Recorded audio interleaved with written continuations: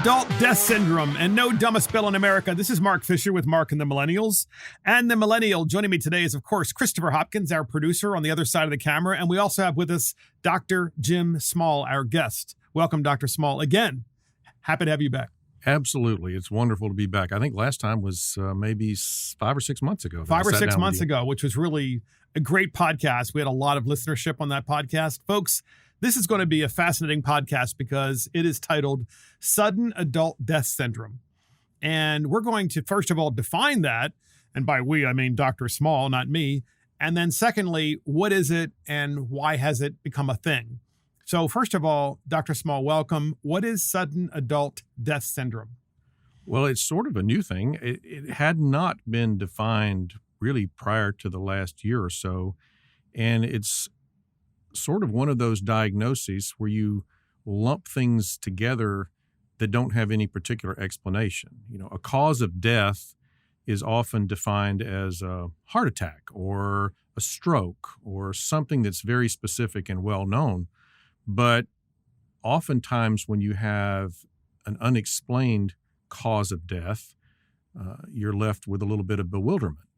And in the last year or so, there have been unexplained causes, particularly in young people, adults, probably started most recently with the unexplained death of athletes in the last year or two. So young, healthy adults, many of whom are athletes, that have a sudden, unexplained cause of death.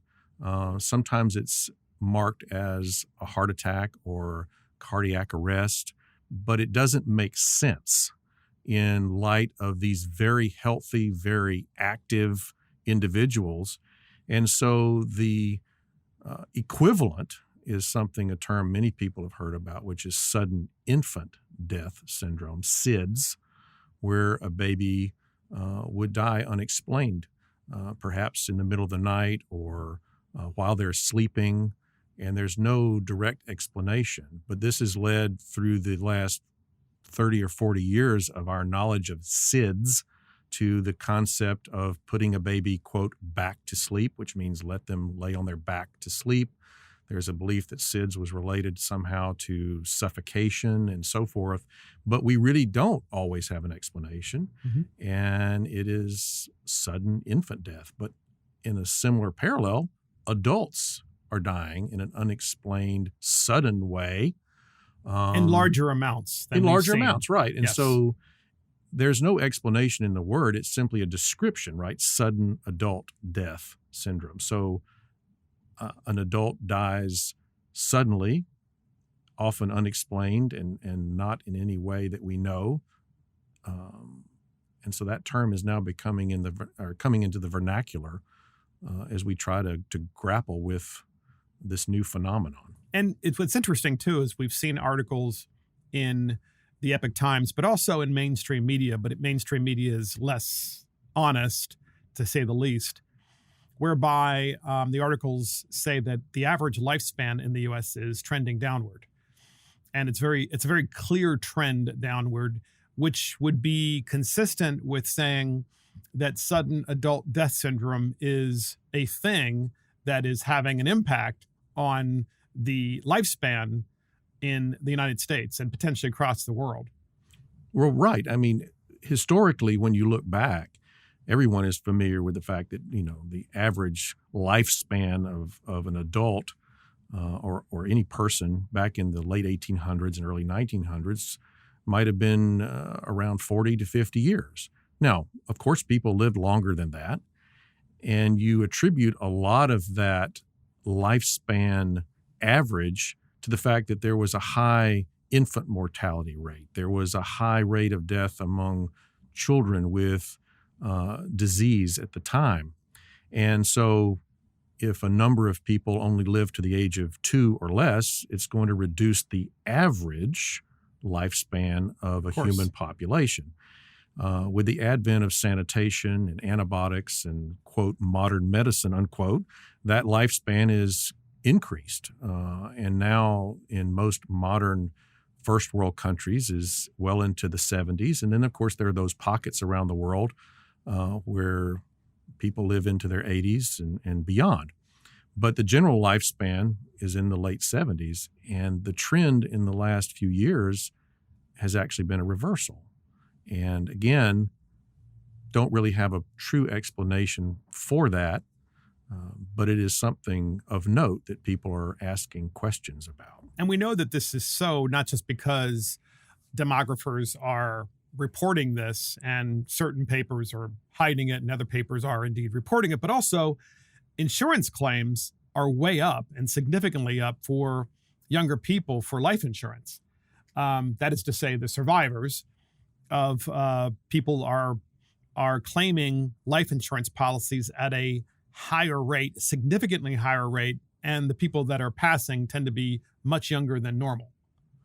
That's right. And that data came out, I think, toward the end of last calendar year, which would have been the 2021, late 21, early 22, when some life insurance companies were looking at their data and actually presenting it, stating that the number of claims was up. And these are all trends, right? This is all based on asking those questions. And I refer back to one of our earlier broadcasts when we were looking at the scientific method and how we think about things. And data drives trends, obviously. Data also drives questions, and questions drive hypotheses, which are guesses as to why the data is doing what it is. And that leads to investigation, and that leads to inquiry, which is what we're doing right now. The data is rolling in, and it cannot be set aside. It's very dramatic in a lot of places around the world. So the sudden adult death syndrome, the reason I wanted to talk about this today, and I'm really pleased that you're here, is because the SADS, sudden adult death syndrome, is something that is attributed to someone who is healthy, and generally speaking, they are younger, and many times they're athletes, as we've talked about already. But these aren't people that are walking around with COVID.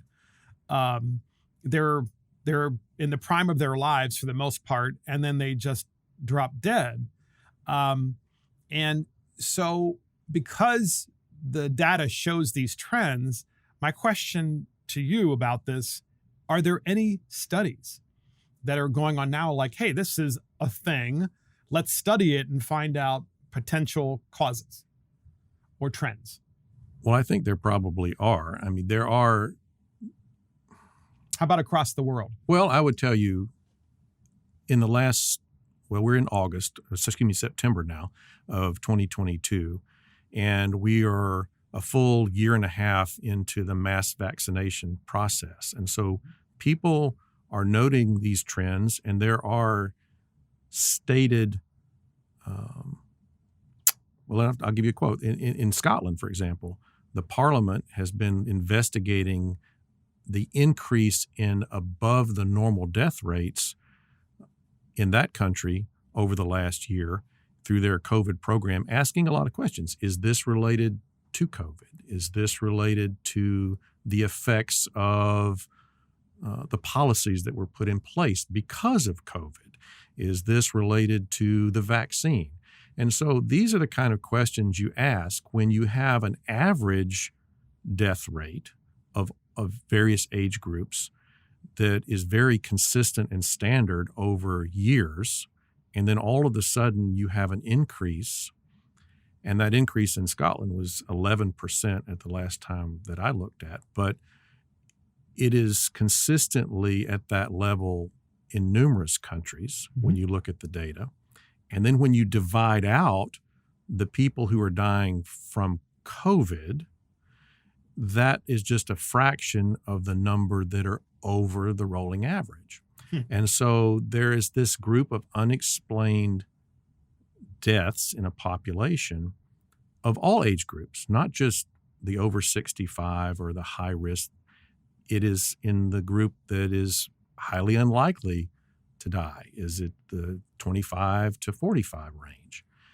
Now, you also have some confounding factors, too, and I have to be honest about that, and that are things like drug overdoses with the great fentanyl and opioid epidemics that we're facing. There's also been an increase in suicides that everyone is aware of. Is that related to the pandemic and the different regulations and changes in our lifestyle that occurred during the COVID process? So these are questions that are being asked, and research is going into this to try to understand why the death rates are up. But we know this sudden adult death is not suicide, right? These are not people who committed suicide. These are people who just die. They just drop without specific explanation. Why is a 35-year-old athlete having a cardiac arrest in the middle of the night? Why is a soccer player collapsing on a field? And we use athletes because, and it's not just athletes, but we use that because these are the epitome of health in our world that we look at. These are people who we idolize for the standards that they operate under as far as their health status. Mm-hmm. And so they become sort of the flag that's waving, saying this is not normal. But when you really look at the data, it's not just these athletes, it's other people. And the numbers are, you can't deny the numbers. So Scotland is engaged in a study to look into this, why there is a sudden adult death syndrome trend. And it's my understanding that in England that they have suspended the vaccine requirement. Is that so? Well, a lot of countries are now looking at the vaccine requirement for not only travel, but Mm-hmm. for functioning in the country. Mm-hmm. And as we all know, the CDC recently just changed their guidelines. Explain that. Well, in the past, there were different rules for the vaccinated Okay. and the unvaccinated as far as how you navigated in the world. Yeah, where you could go and where you could not That's right. go, depending on whether you were part of the vaccinated class or the unvaccinated class. And now those have sort of become commingled in the sense that there's no difference in a lot of ways in how you are treated and how you are managed. And so the CDC is emblematic of these changes that are occurring worldwide as people are opening up their borders to travelers coming in, and there are no longer requirements of even proof that you had a vaccination. They may ask you if you have any symptoms. But that's always been done when you've traveled. Are you bringing any illness into a country? But now, I believe last I saw, there's upwards of over 70 countries that have now opened up their travel to varying degrees of openness. Okay. With regard to COVID. Interesting. So obviously the natural question that our audience wants to ask, there's no doubt in my mind, and the question I want to ask is there a study, and I did ask this, but not exactly so directly, is there a study that's going on now about the long-term effect or even short-term effects of the COVID vaccines? And if there is a connection that could be there between those vaccines and the sudden adult death syndrome. And are there studies?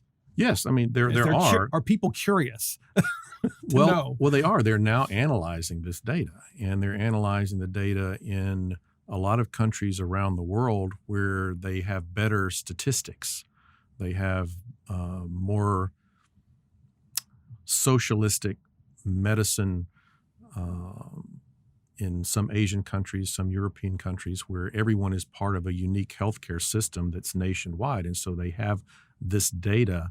Israel is probably one of the most common places people are familiar with as far as all the data that came out of that country. But a lot of the European countries have that socialized medicine, including Great Britain, Scotland, other places, Canada even.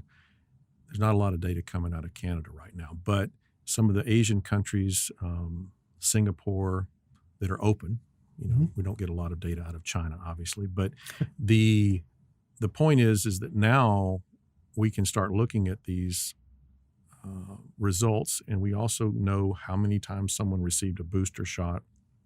We know what type of vaccine they received. So there's a lot of data actually delving into each vaccine separately. They've all been lumped together as this concept of a vaccine, but each one is unique in its own way, and there's a lot of data mining that's going on, looking at the individual and what they received and how they responded. And so each week, there's more and more information that's coming out. Some of it's strange and weird as we learn more and more about these effects, but it all is leading us to understand that we went through a very tough situation as a nation and as a world, really. We did a lot of things wrong that we could have done better. We did some things right in the process, but now is the analysis.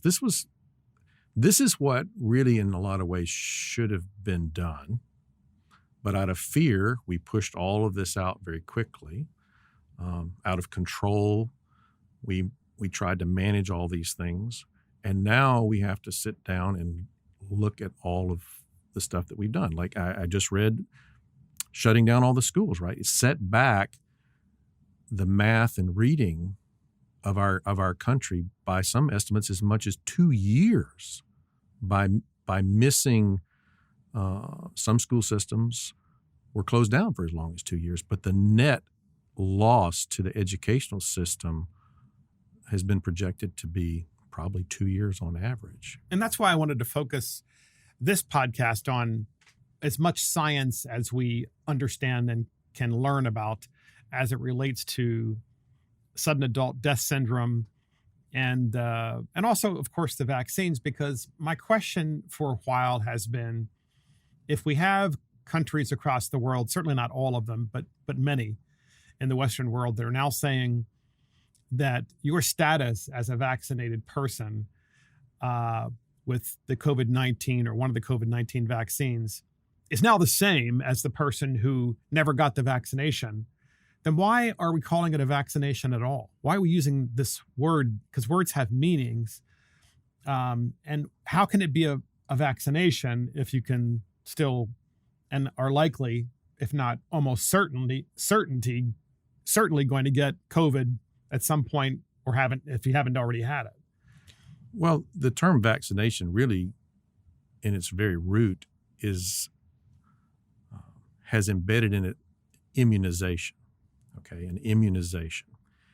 So an immunization is immunity. Well, immunity implies that you have protection against getting a disease by the very root of immunity, just like you might be granted immunity by a court of law. You're protected from having something happen to you. And vaccine was always associated with immunity. And when the term was changed last year to more implication of protecting you against a serious complication, not necessarily immunity, it was a subtle but important change in the way we thought about things. But you had no choice, because when we were originally sold on the COVID therapy, and it was called a vaccine, that's a very familiar word to people. It's something we've spent our entire life receiving from hours of age when people get early vaccines before they even leave the birth room, all the way through college and beyond. Sure. And so that term implies safety, it implies security, implies protection. It is not a fearful word. It is a very comforting word, because you're getting sort of enveloped with some protection. And people trusted that was the case. And it was initially postulated to the public that was the case. You would be protected. In fact, the first wave of demasking occurred among the vaccinated because now they had immunity, but it turned out they did not have immunity.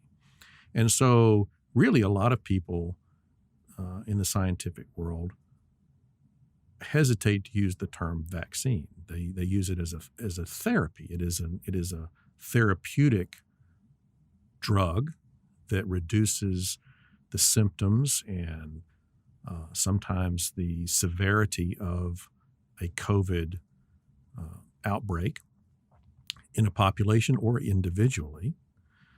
But it's not long-lasting. It's not permanent. It requires updates. In fact, the most recent update that was approved in the last few weeks was a new what's called a bivalent vaccine. Is this like a booster that we're talking about? It's a booster, okay, but it's to protect against the variants, two of the variants of the original virus. And so these boosters imply immunity. Again, there is no immunity. There is simply a therapeutic reduction. But the word has become synonymous now. And so the term vaccine is in the language. It's in the lexicon of how we talk about the mRNA therapies. And also how we talk about the ones that now are coming out that are not mRNA, like the Novavax, which just recently received approval, even though that's also an emergency use authorization. Which please define what that means. An emergency use authorization is a term that is coined by the Food and Drug Administration. And so what does it mean? Well, it allows the emergency use is a declaration of a state of emergency, which Donald Trump created in 20 when the virus first began to be discovered in early part of 20. We believe that it developed in the late part of 19. We're still trying to figure out where it came from. But a state of emergency was declared. Well, under a state of emergency, there are powers that are given to various administrative roles in the federal government, state governments. Governors declared states of emergency. Most people are familiar with that if a hurricane occurs or a wildfire, and it accelerates the ability to get resources into a community. And so the declaration of emergency opened up a huge wave of not only money but resources to manage whatever the emergency was. And at that time, it was COVID. So the Centers for Disease Control and the Food and Drug Administration have authority, emergency use authority, to accelerate or change the normal sequence of events that occur in drug research that many times is years before you present a drug on the market. So effectively, these are drugs that were put out there, the COVID-19 vaccines. Yes. Were put out there and they weren't tested. And they weren't tested because they were tested, but they were tested in real time. Well, in real time, and they were tested there are phases of testing, and we went through very quick phases, and there wasn't a lot of questioning and time to think about things, and there are a lot of arguments that not enough people were tested, not enough age groups were tested. And so this acceleration is what brought it out into the public. It's what led us down the path where we are today. And correct me if I'm wrong, the emergency use authorization of COVID vaccines is still in effect. Oh, absolutely. That is to say, they're still not approved by the FDA. They're still operating under an order of emergency, if you will. That's right. Now, they are approved under emergency use authorization, yes, but the traditional path of approval was bypassed. And so now... Still to this day, bypassed. Correct. Okay. Now, there Just are the equivalent drugs, as people are being told, the Spike Vax, which is the equivalent of the is it the Moderna? I got them both mixed up. But there's the Spikevax, and then there's the Comirnaty, which is the other one that is not emergency use authorized. But again, the acceleration of all this has occurred to the point where they have agreed to the commercial versions that are just now coming out into public use, that they have stated are biologically equivalent to the emergency use authorization drugs, which go by, we just call them Moderna and Pfizer, but they have a much more technical name. And those vaccines are still out there, right? There's still a lot of the ones that were created under emergency use that are out there. And then the Novavax, which is not based on mRNA, has a more traditional way of development, has just been given emergency use authorization. So a lot of people are using this vaccine as some different type of vaccine for those people who questioned whether mRNA was for them through religious accommodations and so forth. But even that one hasn't achieved all of the testing that's required. So we're still in this emergency time frame. Biden, where human beings are being used in real time under this state of emergency as I would say, guinea pigs. Well, you are, and that's what people never really realize is and that also goes back and speaks to another previous thing, or program we discussed, which was, do you have proper disclosure? Do you have true understanding ethically of what you're participating in? But in reality, the vast majority of people that receive these vaccines have no idea that they are part of a grand experiment, because it really is. When you're gathering the data, and you didn't sign a form saying you agree to participate in an experiment, but yet you did not have full knowledge and informed consent in my mind. And there are inherent problems with that, but we are still acting under this. In fact, all of the boosters, because there's no testing of boosters until you give the boosters. And so we are pushing out this, and a lot of people are receiving it. And of course, we have now moved it into the children, and we've moved it into babies 6 months and older. But I think a lot of people are questioning these things. In fact, I saw a statistic that only 5% of eligible 6-month and older infants had even received the vaccine. So a lot of parents are questioning what we knew from the beginning, that even when children get COVID, it's very mild. And it's not something that is devastating as it would be in an elderly patient. And is that more serious, the mild reaction of a child to COVID, than getting a vaccine, quote and unquote, that at least that's what the FDA is calling it, or the CDC is calling it a vaccine, that is yet to be studied and truly approved, other than under an order of emergency? That's correct. And the data in this recent recommendation for booster with the bivalent version, the one I just referred to earlier, where it has the two variants that seem to be the most common right now, which is very interesting because this research really started in the beginning of the summer. And as recently as September 2nd or 3rd, I believe, is when it was approved under emergency use by the FDA.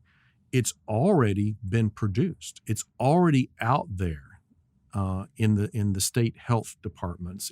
It's already been ordered en masse for the population. And when you look at the age groups, it's approved for over the age of 12, if I recall. But you look at the data that allowed it to be approved is based on mouse studies, but also previous booster information in people over the age of 55 or 65, not in the age groups of young adults or children. So we are continuing to make statements and make policies under emergency use that we would not normally do because we didn't have the data for age groups, for longitudinal or long-term studies. So with Pfizer and BioNTech, the so-called study for bivalent booster, the latest and greatest booster that they are putting out, what you're saying is here they are pushing out yet another booster under the emergency use authorization that was tested, albeit in real time, using human beings as guinea pigs who were 55 years of age or older. But meanwhile, we're saying you can be as young as 18 to get it. As young as 12. As young as 12. My word. And a 12-year-old is not an adult. A few might look like adults, but they're not adults. And it's being pushed out with good intention in a sense, right? We're trying to quote, save lives, unquote. But a lot of people now, this trust in the CDC, this trust that we had in the FDA that had all of these checks and balances that were supposed to occur, that we felt like when a new drug comes on the market, that it's been reviewed by scientists, it's been reviewed by doctors, it's had years of study and people who volunteered willingly to be tested, and they have analyzed it ad nauseum. Those things have not happened. They are happening. This is the data we looked at, we were talking about earlier. We are in the middle of analysis on this data, asking while these we're questions. still doing mass inoculations, if you will, of people, of various forms of vaccines from various different companies that have not actually been truly tested because we're in the process of doing it as we're using people as guinea pigs. That's right. and then there are also at the same time all of these different components that people have been arguing for the last several years. The concept of natural immunity. How is someone who has actually had COVID, how do they differ from someone who's had the vaccine? And research is really starting to prove that natural immunity is better in many ways because it's a respiratory virus. And when you get COVID, you are creating immunity to multiple components of the virus, but you're creating it in the immunity that's in your nasal passages as well as your bloodstream. When you get a vaccine, you are stimulating only one part of your immune system. And so we're starting to look at that. And the people that were just pshawed, for lack of a better term, against natural immunity, oh no, the vaccine is the only thing, were absolutely, well, they were criticized, they were alienated, they were told that they were wrong, that they were foolish, they had no understanding, which goes back, looping to the very concept of immunity. Mm-hmm. Of course. Which we talked about earlier. And so all of these things are just intertwined. It's a fascinating study, not only in science, but in humanity. What I understand is this is in some state legislatures and also during the Trump administration, there have been pieces of legislation that have indeed passed and codified. And with Trump, I'm not sure if this was an executive order or whether it was passed through United States Congress. I don't recall exactly. Nonetheless, in certain state legislatures, there have been bills that have been passed that's called right to try legislation. The idea that there is a medication or a medicine that could be life-saving or could be game-changing in your quality of life.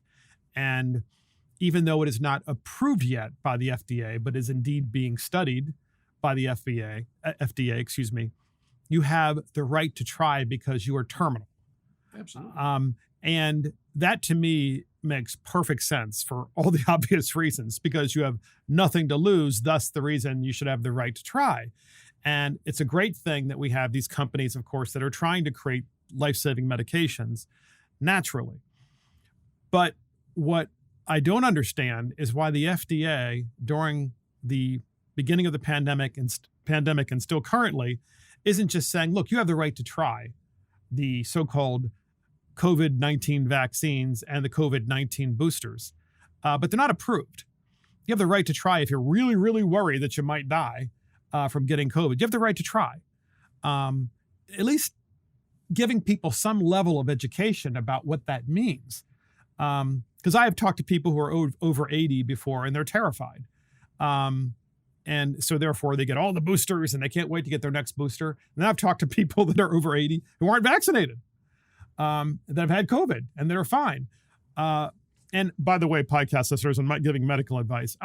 My question for Dr. Small is, with this right to try legislation that has passed in various states, and I think Trump did sign an executive order about this in 2020, thereabouts, why wouldn't the FDA just say, hey, look, rather than just an emergency use authorization, you should know that the following things are true?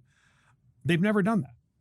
It just doesn't seem like the information is out there to tell you what the risks truly are. Well, I think it started out originally that we didn't know. And as information began coming in, a lot of it was filtered. And I use filtered in a negative way sometimes. You know, the growth of knowledge is based on knowledge, good and bad. You need to know all knowledge to truly begin to understand things. And so knowledge is controlled by whoever is in the controlling position. And this is Jim Small's opinion, but I believe there is a lot of mismanagement that's occurred because of control, because of unwillingness to admit error, because of lack of transparency, because of the stakes involved, stakes, i.e. money, i.e. embarrassment. And I think that when the stone started rolling down the hill, people realized it was going to take a lot to stop it, or you just try to control the path of the rolling stone. Well, so I have to stop there because I want to read this. This is from the Epoch Times today. The CDC gave Facebook misinformation about COVID-19 vaccines, emails show. This is in today's paper, right?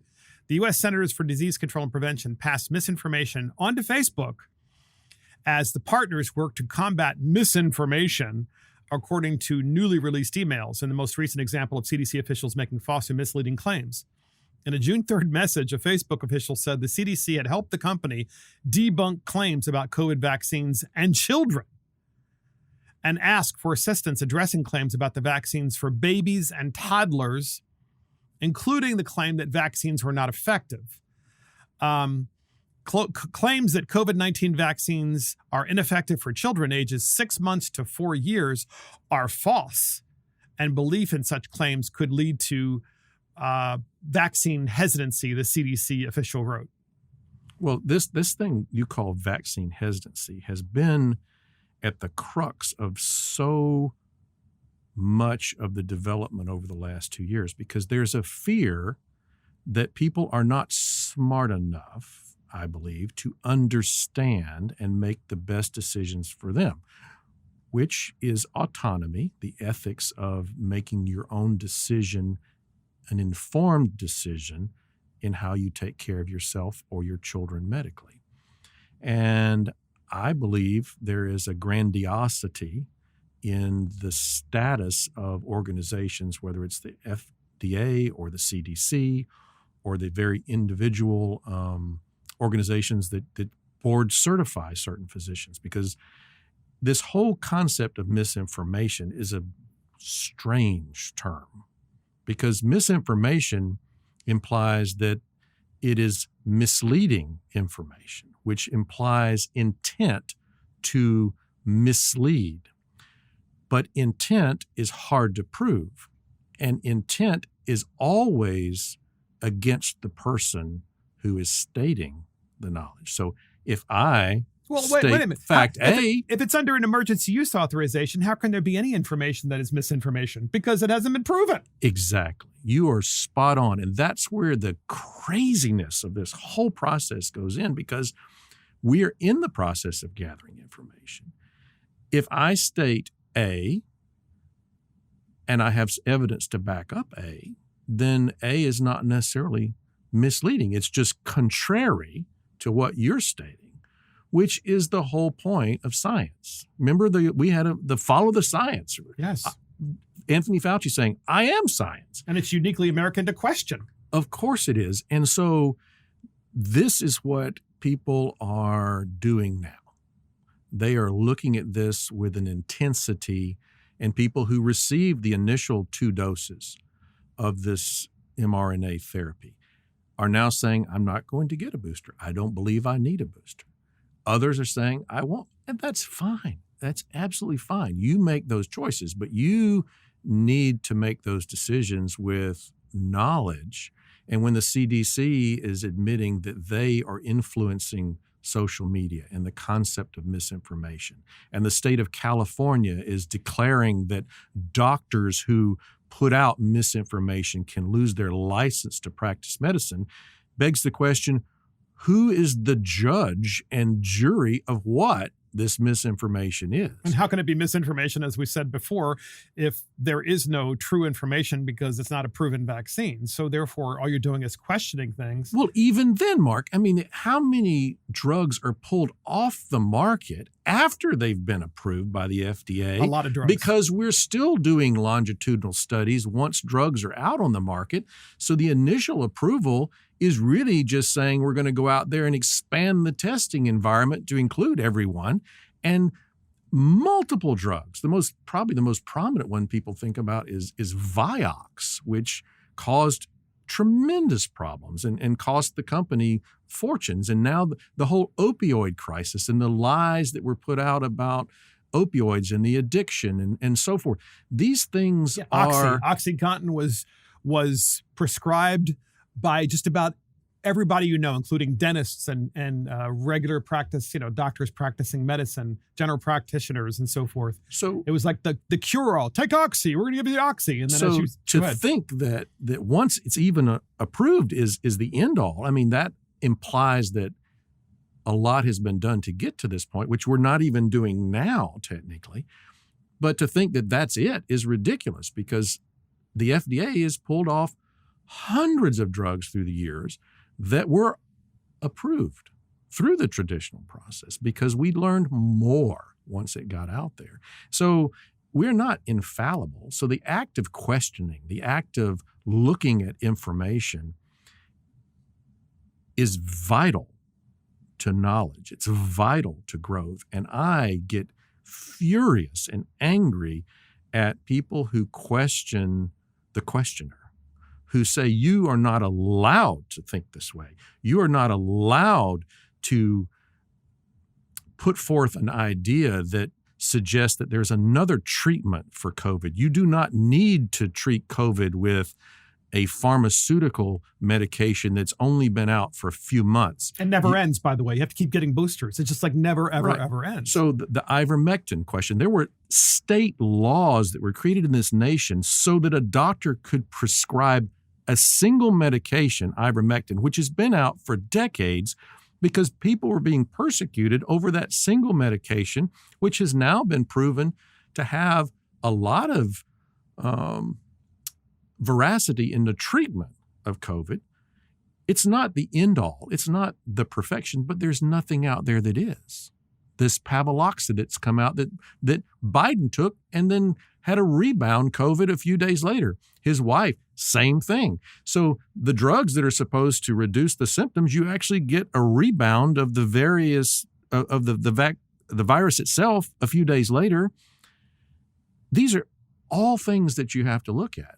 And so to say that you can't do ivermectin or you can't do hydroxychloroquine or you can't do XYZ is foolishness when you trust the doctor to use the evidence that they have to inform the patient to make the best decision for that patient.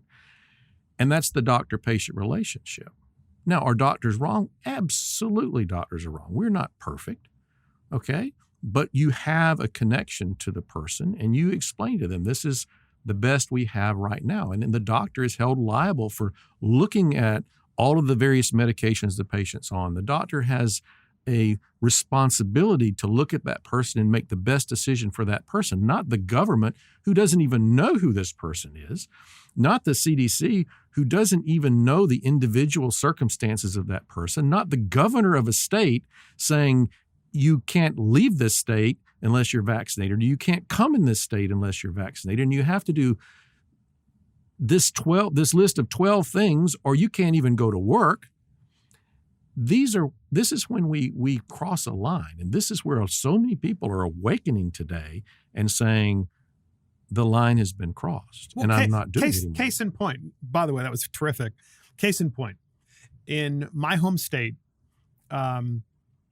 we have the state's so-called premier state institution is called College Park. It's University of Maryland at College Park. And for those of you Terps fans out there who may have gone there, you know exactly where I'm talking about.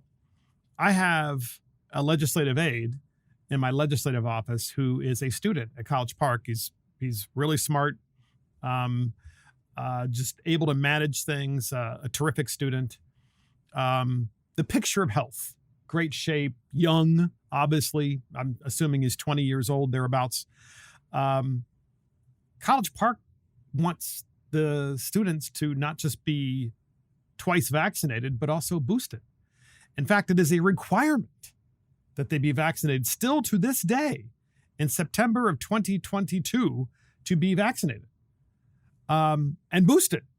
And when you look at these stories that you see coming out about sudden adult death syndrome, and you see these mass requirements of so-called vaccination of young people who are in the prime of their lives, you just have to ask, why is this still continuing? Why is this the misinformation that seems to exist in the United States today, where you still have these mandates in many universities, is coming from only the side of the vaccinators. It's granted, maybe there are people who are anti-vax about everything, which I want to make clear, I'm not anti-vax about everything. I'm talking about all vaxes. But with respect to this, how are they still requiring this when it's still an emergency use authorization? I don't understand. Have you gotten any feedback as to why these universities are saying, you must be vaccinated? It's 2022. We know that the vaccine doesn't really work anymore, but you still got to be vaccinated, even though you're in the prime of your life. And we know that, natural immunity is still probably superior and is superior. We're learning more about that, but you still have to be vaccinated. I don't get it. I don't get it. But people like me are the moss. And I use that moss like the grassy stuff that grows under a shade tree. And the old axiom is a rolling stone gathers no moss. And this whole process is a rolling stone. It is literally a bulldozer in a china shop. It is something that has its own momentum. It has its own energy. And those of us who are the moss, who are trying to say, this is wrong, this needs to be questioned, we need to ask ourselves why we're doing this, we're just plowed off to the side because the momentum is there, and it's embarrassing. I go back to you, it is embarrassing. Oh, you're anti-science. That's what they still say this. You don't believe in science. Well, what science? It's under an emergency use authorization. It's not based on science. But for a university to say, we were wrong, it would open them up to lawsuits. It would open them up to all kinds of liability. Returning tuition. Absolutely. And so they're never going to admit it. Never. They would have to be dragged into a court and have a jury convict them. It's not going to happen without those kind of situations occurring. Because, and the same is true with the government. The government has invested billions upon billions of dollars into this process. For the government, much of it is a transfer to the big pharma. Oh, it's a transfer from taxpayer to big pharma, the so-called investment. Well, how much money has the government handed to the ripple? I was at a restaurant this morning, a little restaurant, and owned same guy for 30 years. And he can't get employees to work for him because they're still being paid more not to work. That concept of you stay home and we'll pay you, and we'll do it under emergency use authorization because we need to protect the public. The ripple effects, not just the medical effects of all this, but the social effects. It's bizarre how our world has changed, and that's that rolling stone. You cannot go back and try to fix it. You have to stop what's happening and adjust, and that's hard to do. And they're not going to do it because there's money involved. There's politics, there's reputations, there's people's personal character that's going to be questioned. There are so many things at play here. And weren't doctors, I don't know if this is currently true, but certainly during peak pandemic and peak fear, weren't doctors being paid every time they provide someone a vaccine? So, before COVID, there was no such thing as a COVID vaccine. Suddenly COVID, then you have a COVID vaccine. If you're a doctor, you have one more vaccine to give someone. And by the way, I'm not saying that the doctors are bad, but because I'm not saying that at all. It's just that there's one more thing you can give somebody and charge for. Well, you were incentivized during COVID to state one of the reasons for death was COVID.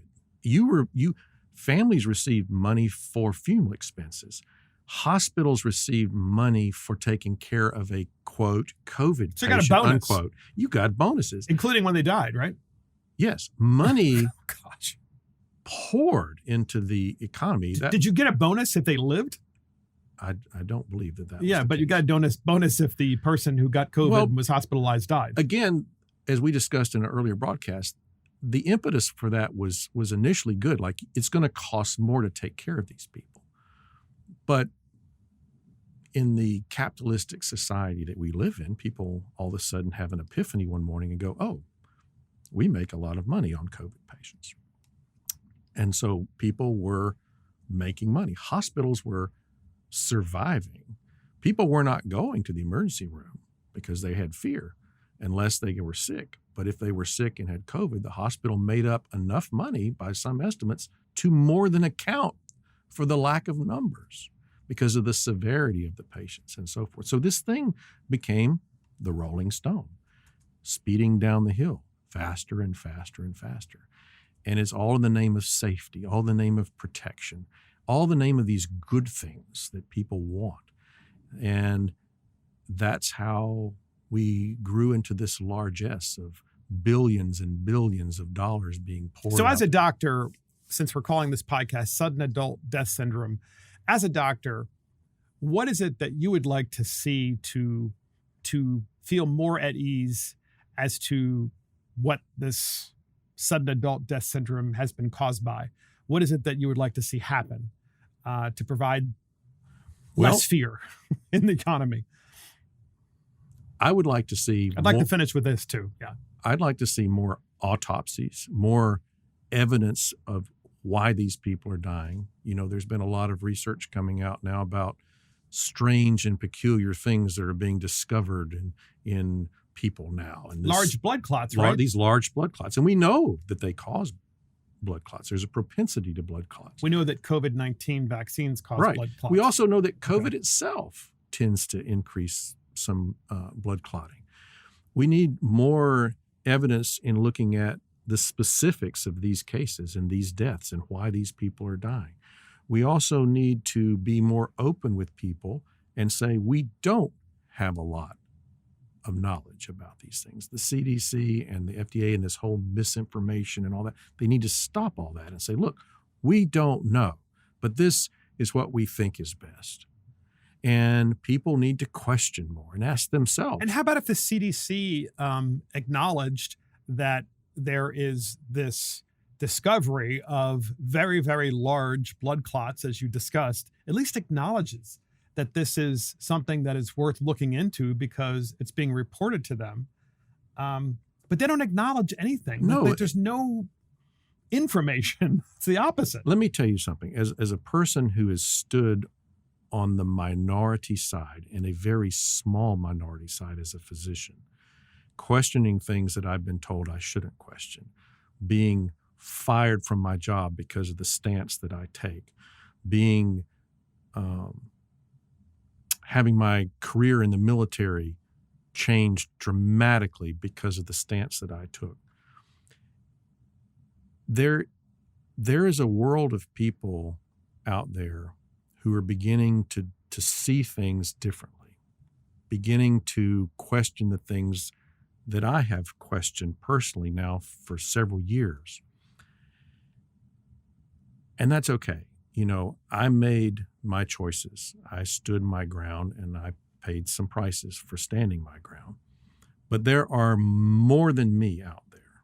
There are way more people that are much more vocal, that are asking these same questions. And it's starting to be seen even in the people in my practice come to me and ask me these questions. I'm seeing people awaken to new thoughts, to seeing the world differently. And to me, that is really the lemonade and the lemons, is that people are really now looking at the world differently. COVID is just one part of that. And that's the silver lining that I'm starting to see now. Well, Dr. Jim Small, thank you so much for joining us today. And thank you for joining Mark the Millennials. This is Mark Fisher. Thank you to our guest, Dr. Jim Small, and to our producer, Christopher Hopkins. Check us out on iTunes, Spotify, YouTube, Facebook, Twitter, Getter, True Social, Rumble, and our website. See you next time.